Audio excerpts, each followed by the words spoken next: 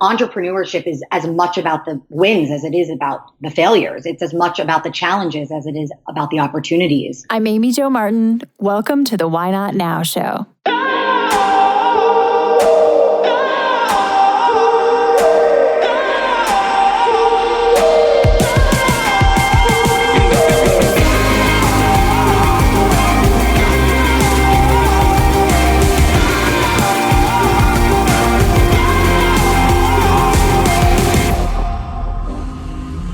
You know that thing you've been thinking about doing? Yeah, that one. Why not now? Have you ever actually taken the time to ask yourself, what's stopping me? Let's talk it through. This is your chance to give that idea the attention it deserves and take action. Each episode, I have a chat with a fascinating person, from entrepreneurs to athletes, celebrities, my parents, rocket scientists, and all walks of life.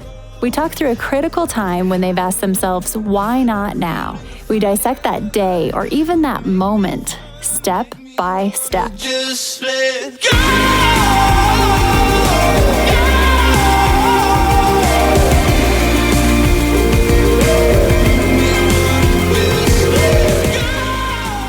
All right, everyone, I've got an announcement. As of today, we are officially enrolling for the 2021 Renegade Accelerator program, formerly called the Renegade Brand Bootcamp. Okay, so who is this program for? What is it? The Renegade Accelerator is for driven female leaders, executives, and entrepreneurs ready to massively increase their impact and income. The program is for like-minded, like-hearted women all over the globe. The experience is intimate, live, real-time, virtual, and it's led by me. Our curriculum is equal parts education, practical education, collaboration, and accountability. In the Accelerator, you'll learn directly from me, and I share everything I've learned over the past 20 years in business. We meet in real time to learn, discuss, and grow together. This is high touch. I'll teach you a variety of things, from personal branding to the business side of public speaking, podcasting, publishing, marketing partnerships, how to productize your intellectual property, and we even talk about investing. I teach you all about the different types of investing in order to build your personal wealth. You will also learn the Renegade mentality, which is a key ingredient in your success to generate real results. This program is the career love of my life because I get to curate a mosaic of driven, like-minded, like-hearted women who come together to lift each other and themselves up to the next level. After the Renegade Accelerator, you become a member of my top-level alumni community. This group of unmatched women who are making a positive impact is personally curated by me. The relationship building and networking opportunities are endless, and this collective of real, valuable connections will be something that you have forever. If you're at the point where you are ready to take action and accelerate, head to renegadeaccelerator.com. You can sign up for more information where I will guide you in determining if the program and the timing is right for you. If not you, then who? And if not now, then when? Why not now? Head to renegadeaccelerator.com. Today we have Farryn Weiner on the show. She's a digital pioneer and creative wizard, really. She is an award-winning marketer, and her resume is extremely decorated. So she has Michael Kors, jet setter, recently the head of marketing for a fast-growing company called Sweetgreen. And it was recently that she asked herself, can I be successful and happy at the same time? Can I be both? Success, she's definitely checked those boxes. And she's been the Forbes 30 under 30 and all of those, awesome titles and notable ways to be recognized. But she wanted to know, could she be happy at the same time? And she set out to figure that out. She set out on that journey. I asked her what was a sign that, some of that joy was missing, or maybe a lot of joy was missing. And one of her key indicators was she wanting to jump out of bed in the morning and go about her day, or was it the opposite? And so that was one of the key signs that had her start thinking about, wait, can I be both? Can I feel the joy, but also the success at the same time? And Farryn is extremely honest in how this all went down and the process of exploring how to find both. She talks through her first few moves, leaving the corporate world, leaving the fancy job resume, and starting something on her own, and how that went down. It didn't go as planned at all in the beginning, the first time around. But she eventually stayed true to that goal of having both. And she's in a much different spot today. So she talks it through, she shares the details, and this conversation it is extremely valuable in my opinion, especially for anyone who's kind of in the same boat and thinking the same thing.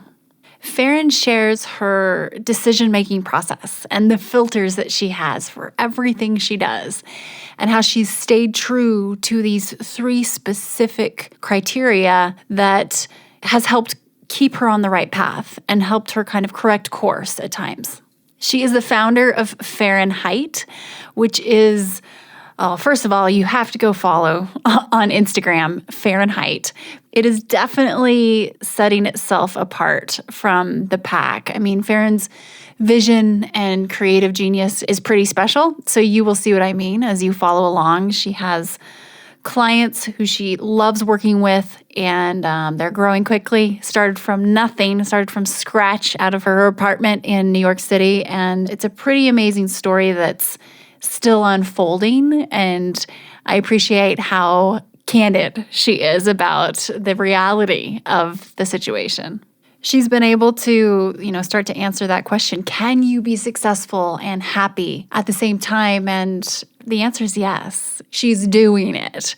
And it's a step-by-step thing, but she talks through what that looks like for her. And everybody's formula is different. Being able to design my own day and do it in the most efficient way is a non-negotiable for me. I'm a bit of a time management nerd, so when I find something that allows me to be more efficient and effective to get the most out of my day, I want to share it with everyone. So here's the scoop. I have a new tool in my productivity tool belt, and it's called Monday.com. My team and I have never felt more organized professionally and personally. And my to-do list is no longer the boss of me. I feel more in control because every project, initiative, date, and task is captured and organized in one place. And my team is in the loop and involved every step of the way. We are in lockstep. Monday.com is like having a brand new operating system. Everything has its own home, deadline. You can see the team members associated with the tasks, and it's color coordinated, so you can easily navigate your own task list. We all have multifaceted jobs, businesses, and lives. With Monday, you're able to keep all of these components organized in their own compartments, but you're also one click away from seeing the big picture and how they all integrate together. Creating systems and procedures within your day and business saves a lot of time. For example, my team and I have a dedicated Monday.com board for this very podcast. Did you know that there are 28 steps involved in getting one podcast ready for air? It's the same exact process every single time. And it's a system that we have put into place. So we know the various key steps are assigned to certain people, and we've mapped out the entire process from start to finish within this one board. This allows us to be streamlined. It cuts back on the amount of emails exchanged as well as the amount of meetings needed.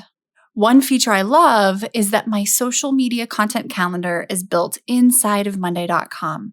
I finally have one that I actually use, I like, and it's embedded into my overall calendar as well. Another feature we use every single day is the Google Doc integration. You know I love a good spreadsheet. I can pull them into Monday.com and edit them right there versus having 97 tabs open on my computer, which is extremely distracting and inefficient. If how we spend our days is how we spend our lives, then I can't think of anything more important than using the time in our days wisely. Head to hey.monday.com/Amy Jo Martin to start your free trial today. That's HEY.monday.com/Amy Jo Martin.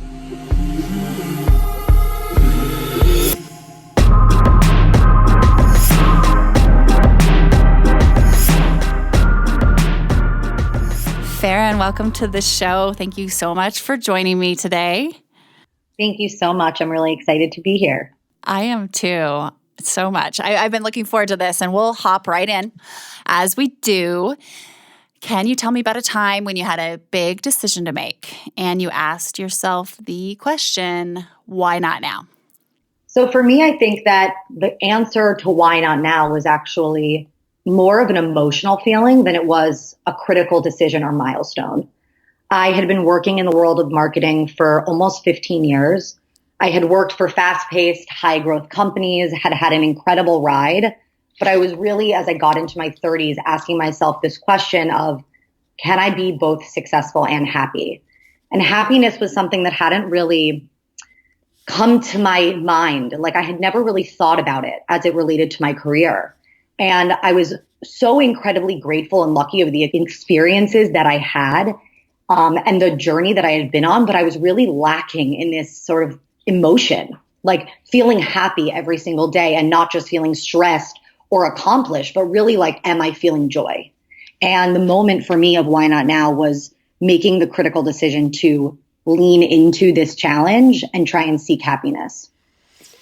That's a biggie right there, isn't it? It's scary, I imagine, just the decorated resume that you have with the brands you've worked with and your ride, and then having that thought and being willing to actually explore it. So tell us, keep going, fill us in. Yeah, well, sitting down and saying to myself, can I be both successful and happy? And what does happiness even really mean to me? And I think that when you're in this sort of situation, as you mentioned, where you have a job that you love and cherish, you're being challenged every day, you're surrounded by brilliant people that are really pushing you, asking yourself this question of why aren't I happy is sort of really a big answer. And so for me, I started my career out really first and foremost as a storyteller.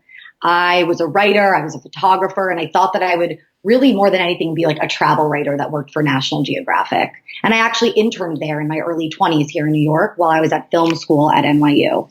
And I kind of kept pushing myself and really ended up actually in grad school studying global media and how technology was changing the way that we were telling stories.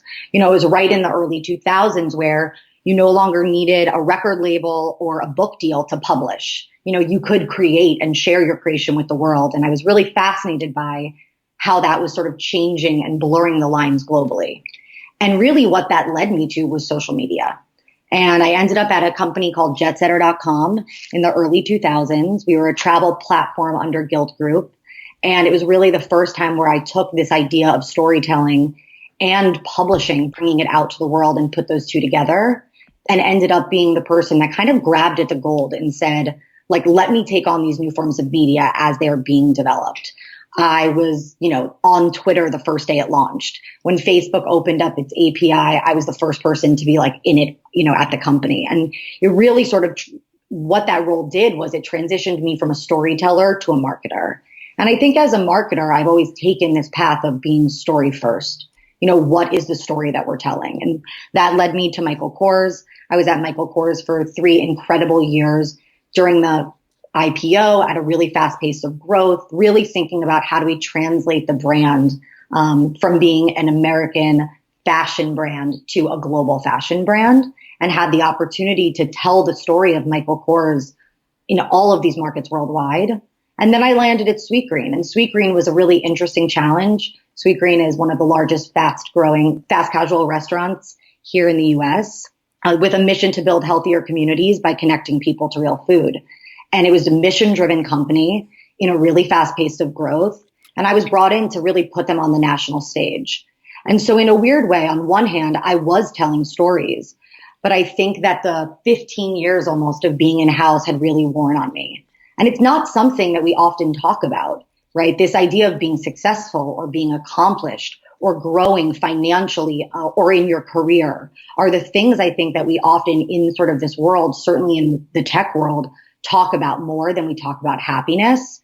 And I felt this real yearning to seek it. And I also felt like I was giving my teams this advice that I wasn't giving myself, which was, if you take care of yourself, mentally, physically, emotionally, you're going to show up every day at work stronger and better. And I wasn't taking care of myself. And it was this sort of aha moment for me as I transitioned into my 30s and into a later stage, I think, of my career that really forced me to say, can I accomplish both? And why not now? And that was what really led me ultimately to where I am today, which is I really started actually exploring what founders today need. And for me, I have 3 filters for decision making. The first has always been, is there a founder or a team that I can both learn from and teach? And this idea and this desire to continuously be learning has something that has always guided me. I think the second was, is there a ripe story to be told? Like, can I take something, this nugget of brilliance, and really expand it and tell this story? And I think the third was, is it a fast-paced, high-growth environment, which I've learned that I thrive in? And so I started embarking on this journey to understand what founders today needed, and do it through a lens of what makes me happy, do it through a lens of what fuels me. Can I wake up every day being excited to get out of bed? And that, so the journey began, I guess. Amazing. And I want to keep going, but I also want to first touch back and ask a quick question. So, as people are listening to this, and I used to be in that spot too, where, working for a brand, it was a great ride, really, I would say, it looked great from the outside too, but realized I wasn't really taking care of myself as well. And are there specific signs or things that you think people can ask themselves if they're questioning, maybe I should be looking at something differently, or maybe there's a different route for me? I think what you just said was excited to get out of bed. That's a really tangible, measurable thing. It's a kind of pass-fail type thing and percentages over time. But were there other signs for you where you just realized, hey, something's got to change here? This is a sign. Yeah, I think that definitely for me, a marker was getting out of bed, right? Mm-hmm. Like getting out of bed excited to leap up and get into it. I think, we often champion this idea of being overworked. I know. Yes. I know for me, being overworked in some ways became a marker of my success. It felt good to be the last person at the office. It felt good to barely sleep in preparation for a big meeting or presentation. It felt like I was winning in some way, when in reality, it was my physical or emotional state. And really, I would say even my mental state of like, how sharp am I? How really, truly ready and prepared am I? Mm-hmm. I think that was suffering. I think asking yourself this question of, even if I am accomplishing the goals that I set out to, do I feel fulfilled? And am I taking those moments to feel, certainly for me, gratitude was the thing that I think was missing, and this feeling of fulfillment. And I think you said it, out in the world and to the outside world was really experiencing a lot of validation and certainly a lot of excitement around the work I was doing and such pride for my team. I wasn't really feeling it for myself. Mm. And I would also say that in some ways, like it was a quick trigger. I had reached a point where I felt really good about the work I was doing, but then there was this other thing that I wanted to tackle. So it wasn't necessarily that I think I was, living in this negative space for a long time. It was that I think as one area of your life becomes, let's say, even momentarily solidified or under control, all of a sudden these other areas become magnified. Mm-hmm.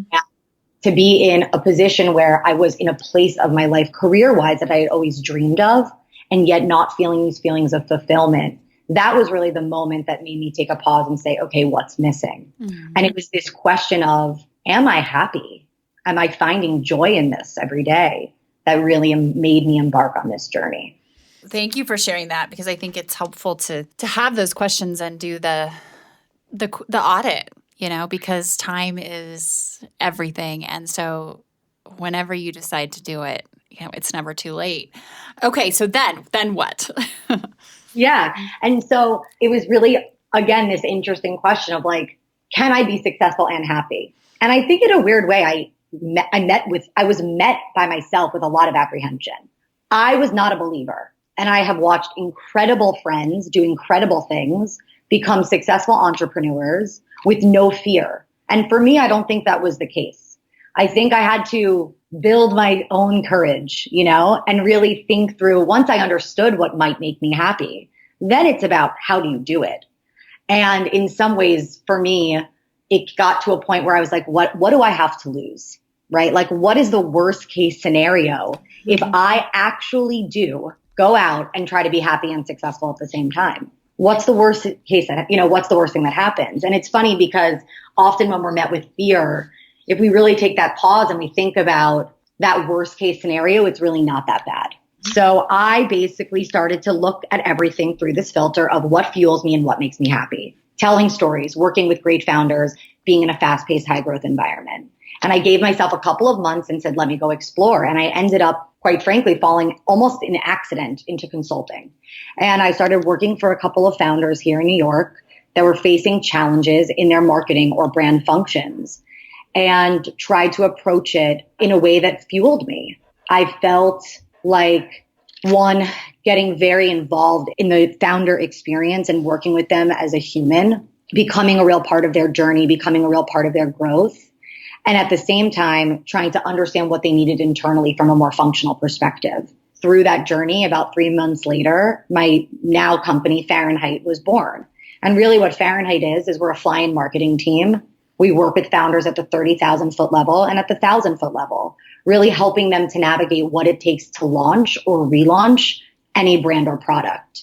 So if you think back to my filter for decision making, fast-paced, high-growth environment, we're working predominantly with startups who are in their nascent stage of growth. Is there a founder that I can both learn from and teach? So working with founders who are on a journey and who are on a mission, and being able to collaborate and share ideas and be a partner and a thought partner to them as they're building their businesses and bringing their brands to life. And is there an amazing story to be told? Well, I'm working today on 10 different brands in 10 different industries with 10 vastly different stories. So it's almost like the ultimate dream. And I think the real moment for me of clarity was when I started doing this work. I was literally jumping out of bed in the morning. And you had asked that question before of like, what are the other markers? I think I say this to my team on a regular basis, like in the middle of the day, I'll look at them and be like, how much fun are we having?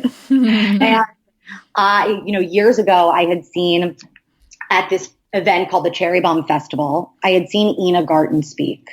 And she talked about, will we have fun, as a question and a filter for decision making that internally her and her husband use to decide what they should do or what they should not do.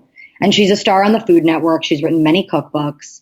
Her and her husband sort of have this relationship that all of her fans admire.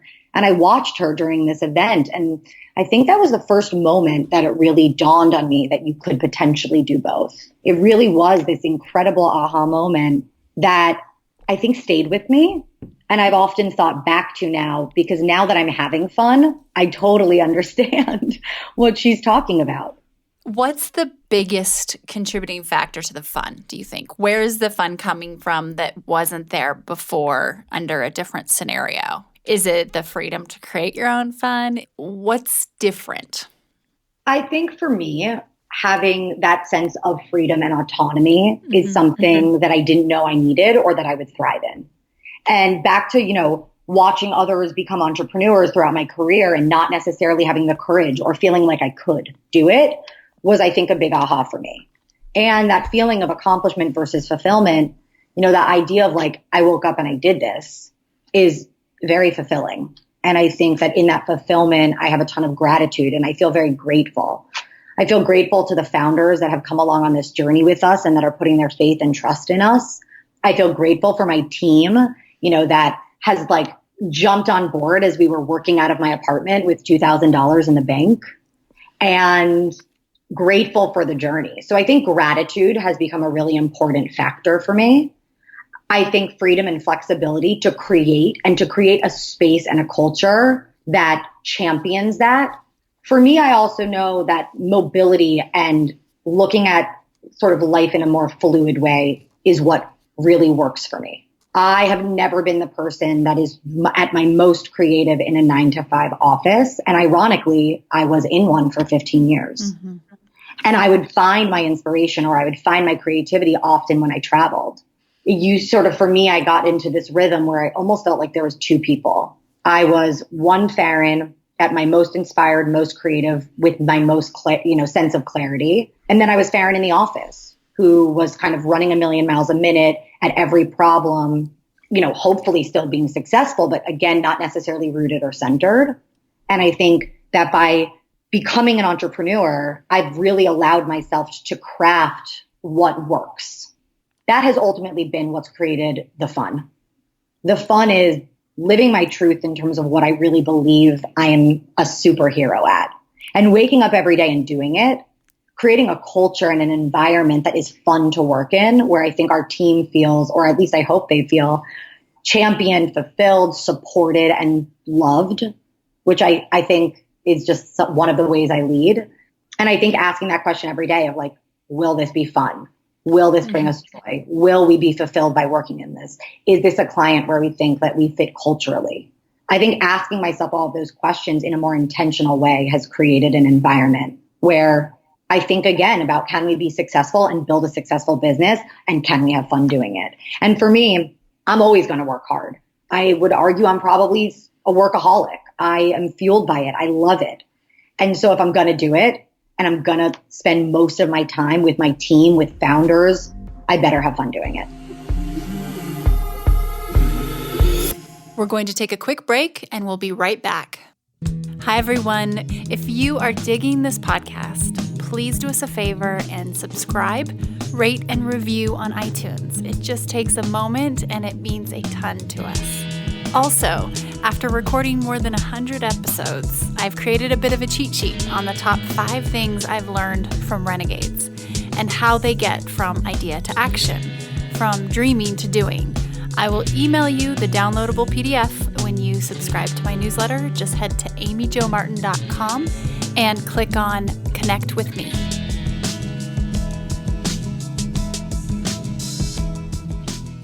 Okay, so here you are, and you've decided to get as brave as possible and seek the combo of the success and the joy. What were the very, very first steps after you greenlit that idea? And what did that initial, phase look like? I think phase 1 looked like panic, Yeah. I had, for lack of a better word, been climbing the corporate ladder. I thought that I was on a path. I thought I knew what I wanted. And then I had this like instinct that was bubbling up in me that this peace, this fun, this joy, this happiness was really missing. And I think I really, quite frankly, had a mid-career crisis. It was, again, an incredible ride at Sweetgreen. And I knew what I was seeking, right back to that emotional question, but I did not know how to get there. And in reality, what it led me to was this question of like, what do I want to do with my life? And I ended up starting actually a company. I was surrounded kind of again by these incredible entrepreneurs who are launching product. And through a VC that I had an incredibly long relationship with, we kind of came up with this idea to launch a CPG brand. And I embarked on that journey. For about 9 months, I built this brand. I raised money, and I realized that it was actually not the right world, role, and fit for me. It was a really hard experience. First having gone out into the world, sort of championing this idea, talking about it, sharing it with people, raising capital for it. getting investors on board, and then having that gut instinct that, wait, I'm not on the right path.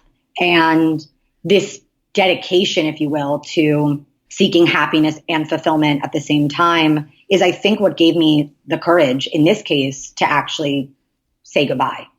And there was a ton of ego and challenges around my ego that I had to deal with in order to do that. And so I decided to walk away from the startup that I had launched.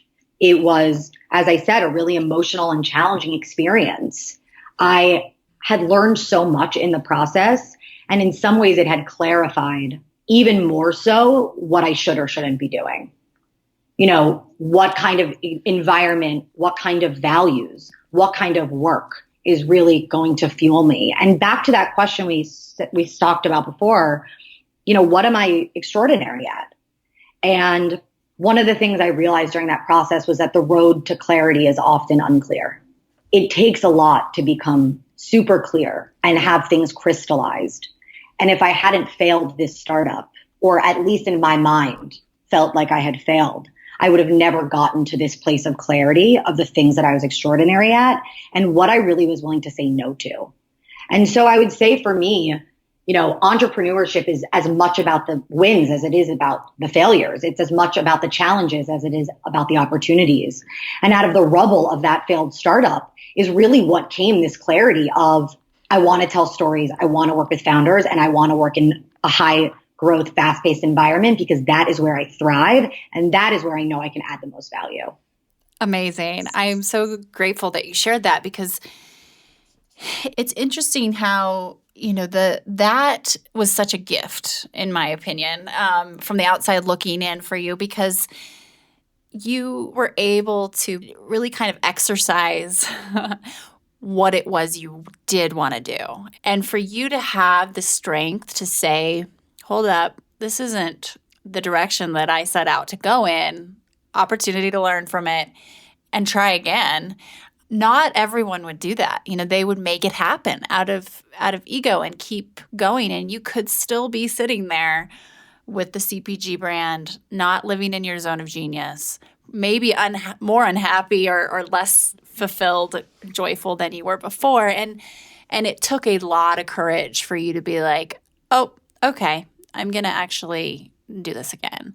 So I have full body chills. I'm so grateful you shared that because I think, you know, we hear these romantic stories about people, whether they leave the corporate world or they just the startup world, raising money, and it's romantic and it's hustle grind, and then they're a unicorn, and there's these great articles coming out, and that's not the reality of the situations. And so it's so inspiring that was your journey, and I hope you continue to share that. When you look at being your own boss, and you've led teams in the past, of course, but now as someone who gets to really decide what is my leadership style under my own rules, what does that look like? Or how do you even navigate creating that culture and sense of leadership? Yeah, well, first, thank you so much. And I think there's something really freeing about sharing your story and your journey. And there's something really like heart-opening about being like, this is me, you know? And not everyone's path is the same, nor it should be. You know, our individuality and our experiences are kind of like what craft us to be those unique superheroes and give us the ability to, I think, grow, you know, in the oddest of ways. And maybe not that odd, but the greatest challenges. And certainly the year, you know, 2019 was one. The greatest challenges are often the greatest lessons, and they come at a high price. And if they were easy, they wouldn't be as remarkable.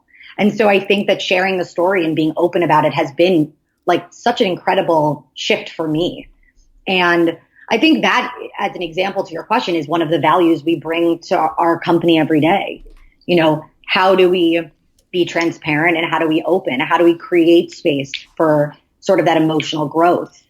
Working with founders in the early stages of their growth is an emotional experience. Oh, yeah. You know, they are in many cases putting their heart and their soul and often their money into an idea that they deeply believe in. So I think in a weird way, one of the values of Farrynheight is like, be emotional, have passion, but let's be open and transparent and communicate about it. Let's be there for one another.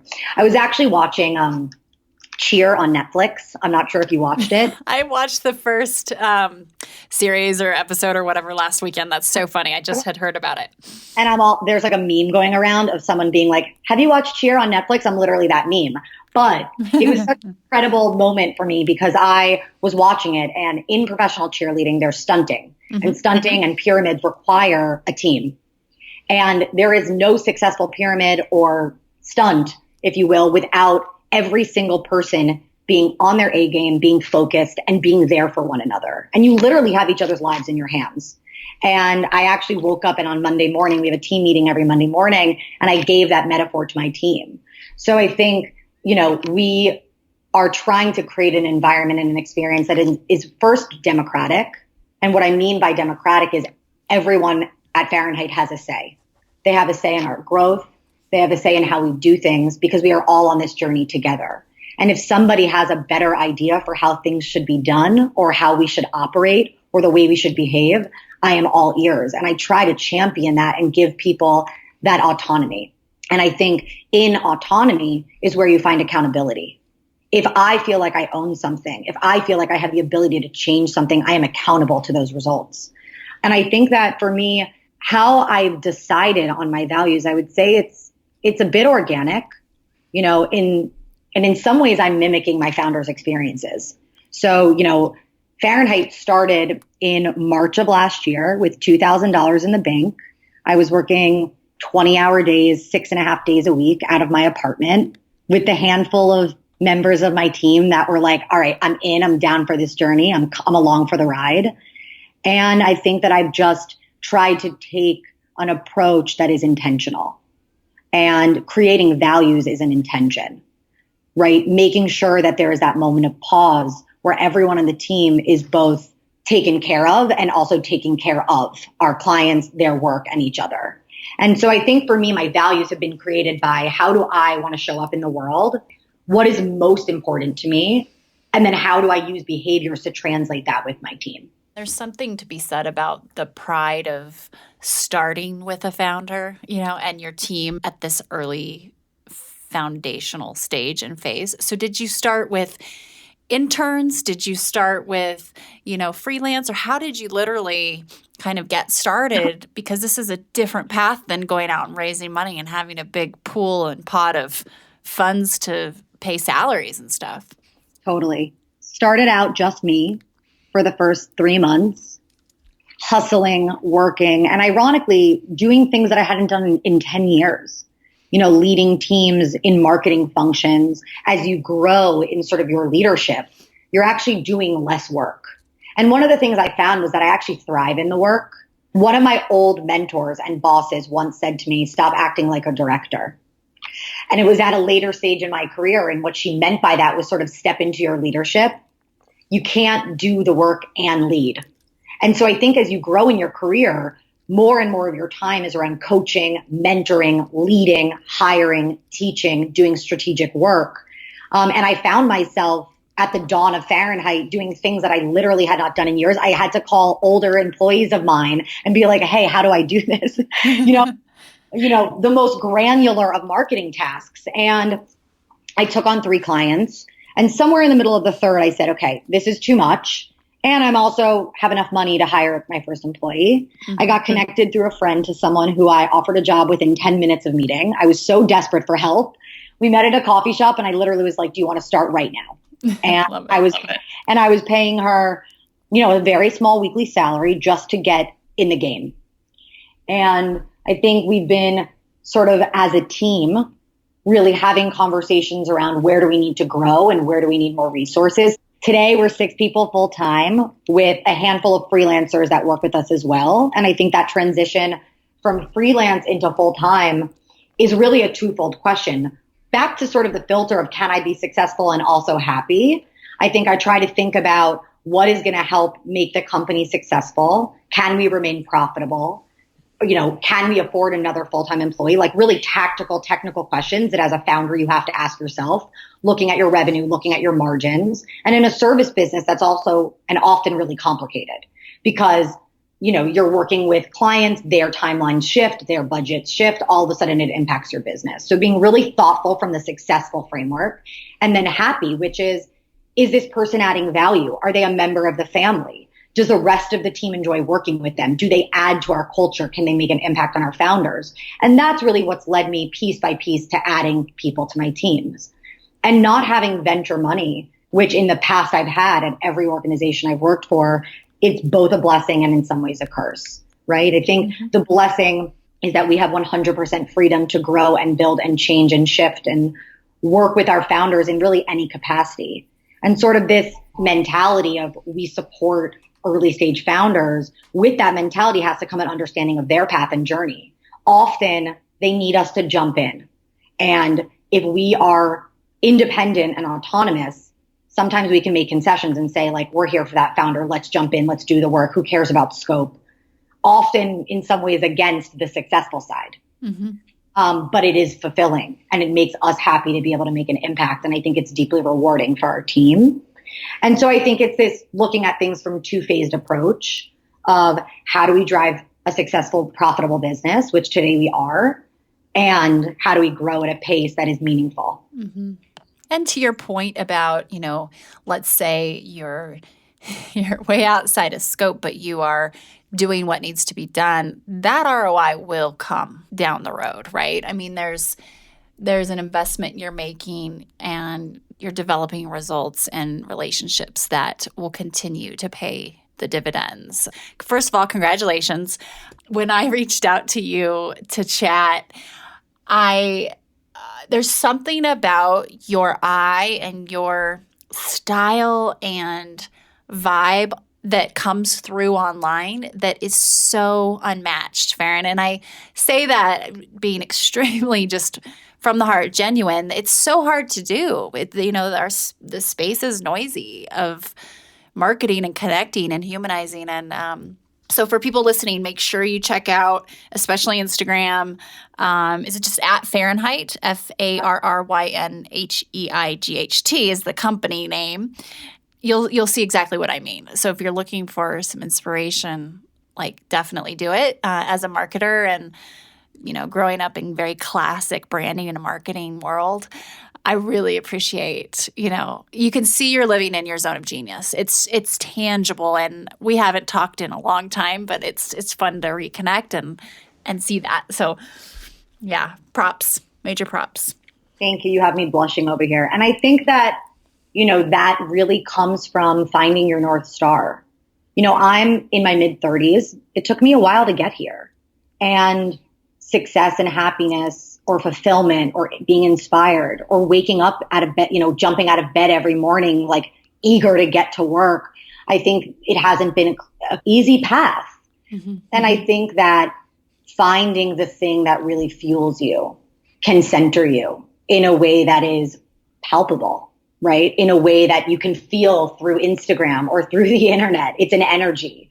And I think that when you find it, you can call it many different things, but when you find it, hold on to it. And I think that when we talk about the values or the growth of our business or where we're going to go, really understanding that if I hold true to that, if I hold true to my truth, if I hold true to the things that fuel me, I'll actually be more successful has been one of the greatest unlocks for me in my life. Yeah. And I think, it's huge. And I think, it's funny how now I look back and I'm like, what was I waiting for? What was I afraid of? And I actually have a dear friend who you and I know. It's actually the person that introduced us, who for many years has been saying to me, start an agency. And I've always been like, you're crazy. Like, why? And then it just became a question of why not now? And in an interesting way, if I had forced it before I was ready, I don't know that it would have been as successful. No. I think for me, creating that clarity and finding the truth of really what I want to do, which is tell stories in a way that is supportive and fun, that doesn't try to remove the emotion of building and creating. Like all of those things came to life at the exact moment where I needed it. And I think that if you are, trying to find your path, if you're trying to find what you want to do, I think really thinking about the things that make you happy, thinking about the things that fuel you is the place to start. And I think the success will come. I mean, you're a great example of that. You know, I feel like I've watched you in your career and trying different things and moving into different arenas and moving into different areas. And now you're having these conversations with entrepreneurs and creatives and incredible people. Like, who better to do that than you? So I think it's just such an interesting thing how we often don't talk about happiness and skill and talent as a filter for decision making, and really understanding this idea that if you are rooted in that, if you know what you're best at and you lean into it, you're going to be successful. Success will come, because I think when you're authentically yourself, your individuality and who you are comes to life. 100%. And it's one of the signs that you are on, the right path, I think, is success does not have to be such a struggle. And that doesn't mean you don't have to work, put in your hard yards, but that grind, chase, grasp mentality and hustle can be taken so far that you have blinders to a certain extent, where you think that's just the way it goes. You sacrifice. And I didn't know there was another way until I started experimenting as you did. And so it's just, when you said earlier, you had nothing really to lose, or what's the worst thing that can happen? Okay, so you go on a journey and you decide to raise some money and get, involved in building a CPG brand, and then you decided that wasn't for you, and so you shifted. And look at where you are now. So actually that wasn't that bad. It was probably the best thing. But we just get so freaked out about that worst case scenario, and we know what actually happens is there is time to make adjustments. It's not like it's doomsday overnight. And it's almost like, is it safe enough to try? And the answer is almost always yes, Yeah, no, I mean, I think that question I had asked myself, and I think that we often ask ourselves, like, the why, right? And why shouldn't I do this? And if the answer is I'm afraid, or I'm afraid of failure. And remember, before I had asked myself, I had told you sort of like, what's the worst thing that could happen? And it happened to me. I had a failed startup. Like, that was my nightmare. And the reality was, it was difficult. It was challenging. It took courage. I had to be brave. I had to navigate it through the best of my abilities and really look at my values as a how to do it. Like, I tried to do the right thing. I tried to do it transparently, authentically, with heart. And it's funny because those are all things I've now taken into my business. So first, I experienced the worst case scenario. And the truth is, it wasn't that bad.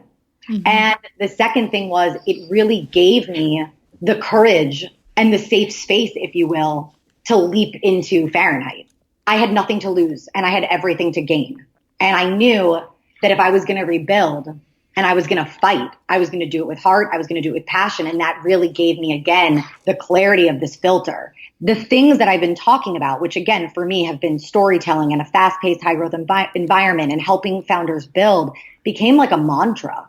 It became this filter for decision-making that I have used over and over again. And in some ways, I think my core values, right? And you could translate them or name them into anything that you want, but creating that clarity for yourself of like, how do I make decisions is really powerful. It's very apparent because you keep going back to that. And even, the yeses and nos with cost benefit analysis, like what are my trade-offs here? And going through some sort of filter is so important. In fact, a friend of mine who's just an incredible entrepreneur, he says, I don't make goals, I make filters, and then put my decisions through those filters, and I end up exceeding any goal I would ever set anyway. So shifting gears, and just a final question here, what's one thing you find yourself learning over and over? The thing I find that I'm learning over and over again is that you can't separate the human experience from a professional one. And I think remembering and realizing that we are all people trying to accomplish our goals and dreams and doing our very best, I think most of the time with good intentions to get there, has been a real unlock for me. Mm-hmm. I would say that sort of one of the secret sauces of Farrynheight is the support and friendship we develop with our partners and with our teams, that level of human investment. And I often think that in the workplace, we lose sight of the people side and we look at teams as functions.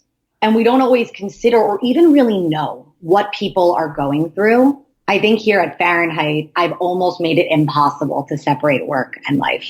And I think for me, I realized that when I created fluidity around it, we are more impactful. And I hope that we are a better culture. You know, if I know what one of my teammates, if you will, is experiencing, whether that's through work or in her personal life, I can be a better leader.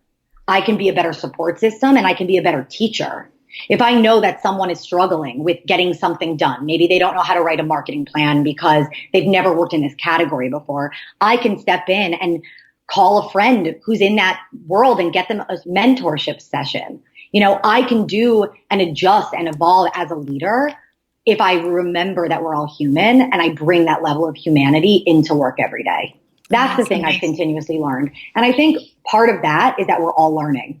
You know, going under the hood at a variety of different companies in so many different categories, I think what I've learned is at some point we're all a freshman. And what I mean by that is we're all doing something for the first time. I use this metaphor of a freshman often because I think it takes 4 years to really become good at something. And by the time you're at your senior year, you're looking at college. Mm-hmm. By the time, every time that I started a new job, on some level, I knew what I was doing, but on some level, I had never been there before. When I started as the head of marketing at Sweetgreen, I had never been there before. I had never been in a fast casual retail restaurant organization. I had never been at that level of my career. I had to learn about the food system. I had to learn. So while I had this subject matter expertise, I was a freshman. And slowly but surely, I learned and I grew and I built my expertise. And by the time I got to that sort of level of seniority, it was time for the next destination. So I think remembering that we're all humans who are learning and growing, and we're all equipped to grow into, I think, really anything that we want if we create that level of decision making, that filter, if you will, to help lead us there. Amazing. Thank you so much for joining me and sharing the details and the journey, the whole story. I really appreciate it. And we're cheering you on. And I am grateful for your time and your wisdom. And we will continue to watch where you fly. Thanks so much for having me.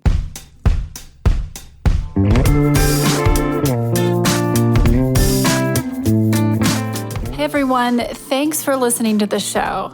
Hit me up on social media to let me know what you think. I'm at Amy Jo Martin on Twitter, Facebook, Instagram, and LinkedIn. And I want to hear your Why Not Now moments so I can share them on the show. Just send me a note to whynotnow@amyjomartin.com. For show notes and other offers, you can visit amyjomartin.com/whynotnow. And while you're there, don't forget to sign up for my email newsletter for exclusive content and announcements. A big thanks to Rock Salt Music for all of the tunes by the talented John Coggins. And of course, a hat tip to Richard Brewer for editing and producing the show. I'll see you next time. And until then, why not now?